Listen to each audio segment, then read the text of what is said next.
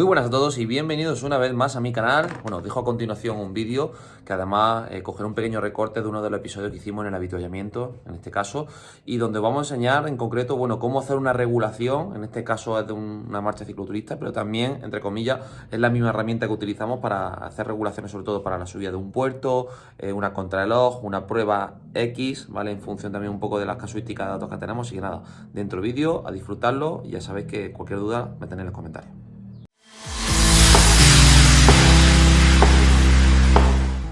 De cara al final siempre vas a poder apretar. Vamos a hacer el ejemplo. Para el que vaya a disfrutar de la prueba, me parece más interesante el que acabes al final bien, con buenas sensaciones, ¿no? Antes que te arrastres los últimos 20 kilómetros, ¿no? Eso es. Que vas a llegar Además, ¿qué hago aquí? Y ya no quiero venir más, ¿no? Por así decirlo. Eso es. Eso es. Además, a colación con el tema que ha comentado Javi, os vamos a presentar, de hecho, Best Bike Split. Es una herramienta que usamos para la regulación de esfuerzo de crono. También en muchas ocasiones lo utilizamos para cicloturismo para que tenga un deportista una primera estimación. Entonces, vamos a poner un claro ejemplo. Por ejemplo, un deportista en torno a los 70 kilos, vamos a poner unos 310 vatios de FTP. Podría ser a lo mejor algo intermedio entre lo top y lo, entre comillas, vamos a decirlo, mejorable dentro de lo que hay en una quebrantahuesos, ¿vale? Y el peso, como hemos dicho, 71 kilos, ¿no? ¿Correcto? Sí, más o menos pongo algo así. Vale, lo estáis viendo todo, ¿no? Para que yo... Perfecto. Sí, Vale. se ve. Perfecto, ¿vale? Para las personas que no estéis escuchando vía Spotify, iros al canal de YouTube, que lo vais a ver en todo momento de imagen, pero nosotros vamos a ir comentando un poco las relaciones. Vamos a hacer en concreto una pequeña simulación, que aquí con el perfil de la empresa tenemos la tira de simulaciones. Vamos a coger una bicicleta tipo, cualquiera que tenemos nosotros en nuestra base de datos. Vamos a hacer una simulación de la quebrantahuesos. Por ejemplo, en este caso, pues sabemos que es una prueba, entre comillas, de carretera, ¿vale? Tener en cuenta también, vamos a coger, por ejemplo, que os digo yo, Javi, ¿qué bicicleta cogemos? Cogemos, por ejemplo, una BH, por ejemplo. ¿Esta BH de carretera o de crono? No O lo cogemos sé. aquí tengo aquí la Emonda. Vamos a coger, por ejemplo, una Emonda, ¿vale? Para que os hagáis una idea, perdona, Gabriel, antes de que sigas, cuando tú estás configurando el software, pues hay que configurar varias partes. Lo primero que hay que configurar es la prueba. Para eso se sube el GPX de la prueba, donde se ve el mapa. Y en ese mapa Que ya pues, lo tenemos ya preparado, de hecho. tenemos todo el desnivel, tenemos Eso es. la distancia. Y luego, claro, como cada bici pues presenta por decirlo de alguna forma, un perfil de resistencia, y vas a ver algunas ruedas, unos tubulares y tal. Pues bueno, eso te va a dar que la bicicleta sea más o menos aero. Y con eso más o menos pues va a salir una estimación de cómo podrías hacer esta prueba. Resumiendo un poco todo lo que ha comentado Barranco, es que nosotros vamos a introducir los datos de una bicicleta X, cada uno podría meter su propia bicicleta, vamos a meter tipo de terreno, nosotros ya hemos cargado previamente el track de la QH, que de hecho lo hemos descargado de la página web oficial de la Quebrantahuesos, y luego tenemos también una cosa muy chula, y es que podemos hacer, entre comillas, obviamente, a un mes vista puede cambiar bastante lo que es el parte meteorológico, pero podemos tener una estimación de, oye, ¿qué meteorología nos vamos a encontrar en cuanto a viento, condiciones, etcétera? La QH... ¿En qué fecha cae exactamente? Que no lo recuerdo ahora mismo. ¿Lo 24, sabéis? ¿O lo revisamos? 24 de junio, ¿no? 24 de junio creo que sí. Vale. ¿La salida, hora de salida, qué hora la suelen hacer? A las 8 se sale. 8 de la mañana, no era tempranito. Creo que sí. Cogemos aquí.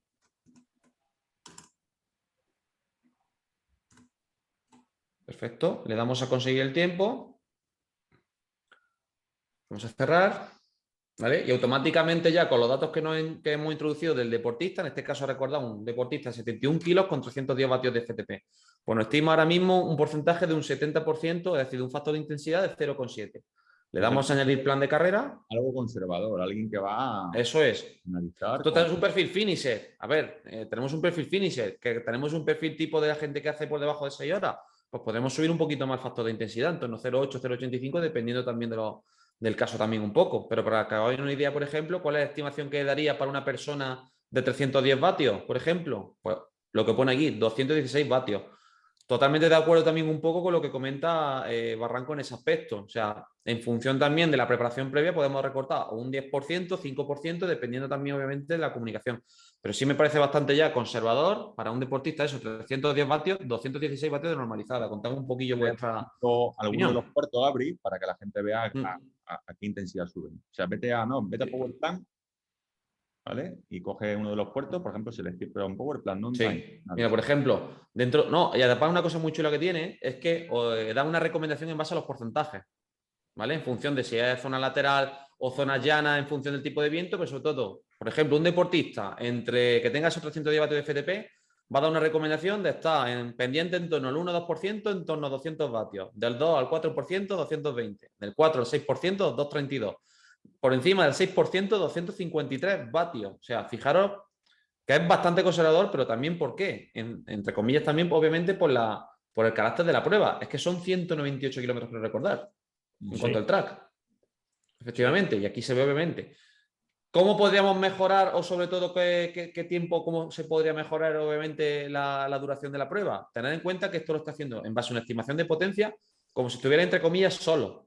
Solo. ¿Qué pasa? Es lo que ha comentado anteriormente también Barranco y Javi en ese aspecto. O sea, en el comienzo de salida, dependiendo del grupo en el que estés, os puede adelantar mucho el tiempo, sobre todo para aquellas personas que tengan un objetivo de tiempo, de yo quiero hacerlo por debajo de 8 horas, o de 7, o de 6. Es importante también tener ese condicionante técnico-táctico y entender que esto es la regulación a nivel, entre comillas, fisiológica de la potencia, ¿vale? De cuánto en base a un FTP de 310, por ejemplo, cuánto lo estima, ¿vale? Esto Ese es sería como uno si, de los esto ejemplos. te está dando una estimación como si fuese solo. Lo que te va a Eso es. ocurrir, lo que te va a ocurrir normalmente es en pruebas tan largas que normalmente la media va a ser más baja incluso que la que te da el Bike Split y la normalidad Efectivamente. suele ser más alta. ¿Por qué? Pues porque en las subidas el software es como muy conservador. O sea, de hecho, si mal no he visto antes, creo que te da como 240, 250 Sí, sí, sí. Bastante pendientes, conservador, pendientes del fijaros de 8%. hecho. Entonces, Mira, claro, sí, por ahí lo ponía, ¿no? Si mal no recuerdo que he visto por ahí mira, antes. fijaros por ejemplo aquí a 222 vatios en el primer puerto, Claro, pero si te vas al Mariblanc, 234, si te vas al Mariblanc, ahí, ¿qué vatios te aquí pone? a Claro, 255, 260, claro, pero es que un pero tío claro, 70. un sujeto de 310, Sí, de pero ojo, 310. Gabri, pero con 310 estás hablando de que es un tío que está subiendo a 255 vatios medios pendientes del 11%, es que con esos vatios no va a avanzar, va a ir a 4 por hora. O sea, que Va a ir normalmente lentito. va a subir o va a hacer tramos por encima de FTP, por lo cual lo que va a pasar siempre es que sí que es verdad que con esto, por lo menos tienes en la cabeza el no pasarte. Exactamente, El el llevar cómputo global. eso es, el llevar pues como una frontera, de decir, a ver, hasta Eso aquí, es. tranquilo, que. Entonces, bueno, a esto nos ayudan los números tú fíjate, es que marca por encima del 6%, el Mariblanc tienes 3 kilómetros, pues 253. claro, y eso va a ser como muy lento, pero bueno, sobre todo lo que tienes que tener en cuenta es que si te pasas, cuando venga un descanso, vuelve a eso. O ten en cuenta Eso que una vez que es. te pasas de eso, pues eso va a producir en tu organismo que haya pues eso, un uso de sustratos energéticos importante, con lo cual si te pasa, recuerda que come. Entonces, bueno, pues te sirve para hacer esa especie de pacing, ¿no? De tener un poco Sí, sí. los Sobre ritmos. todo la orientación general, sobre todo en función del primer, segundo puerto y el tercer puerto que has comentado muy bien, sobre todo al final del tercero, porque ya una vez que aquí ya subí o de jaca, ya hacer ya entre comillas la bajada ya hasta meta. Y sobre todo tener en cuenta ese número, obviamente también con vuestra percepción, el pulso, ver cómo responde ese día, pues también mucha gente obviamente pues, va nervioso, el objetivo del año, etcétera. Pero obviamente no quiere decir que no haya momentos que estáis a 300 vatios, etcétera. Lo que es importante es que si vais aquí y ya estáis viendo que vais a 300 vatios, pues, ¿cuándo tenéis que pensar que tengo que bajar un poco el pistón? Que esa es la Sí, historia. eso pasa mucho con los grupos. Cuando vas en Eso es. grupo y vas ahí a rueda, vas a rueda, vas a rueda, vas a rueda, venga un poquito, y luego de repente, pues hostia, viene ahí el bajón y empiezan los problemas. Pero sí que es verdad que una prueba tan larga, que muchas veces la gente nunca se ha enfrentado a una prueba así tan larga, que hay que gestionarla bien de cabeza, ¿no? O sea que, y luego, bueno, una cosa que has comentado antes del tiempo. También tenemos que tener en cuenta que vamos a pasar Pirineos y que nos vamos a meter ahí, sobre todo, pasado el Somport, ya vas a Francia y bueno, a ver cómo está el tiempo por allí, porque a veces que el tiempo por allí juega malas pasadas. No sé si fuera también es cierto Sí, que sí, el año pasado, de hecho, cayó un. fue en Vamos, septiembre, las fechas fueron sí, sí. diferentes, pero bueno, que ha habido años que en estas mismas fechas han caído auténticos problemas, o sea, han caído auténticas trombas de agua, ha habido mucho agua. Sí, Entonces, sí. el agua genera frío, todo este frío genera gastos energéticos también a veces, incluso a lo mejor más elevados por mantener la termogénesis. O sea, que Sí. eso también hay que pensarlo. Y también hay que analizar si vamos a ser, por ejemplo, el año pasado se quedó mucha gente sin salir y la gente decía, joder, después de lo que han pagado, yo no sé. A mí, sinceramente, me parece muy inteligente. O sea, gente que dice, hostia, meterme 7 horas debajo del agua, no sé si estoy preparado. A lo mejor no a nivel fisiológico, sino incluso físico, incluso psicológico.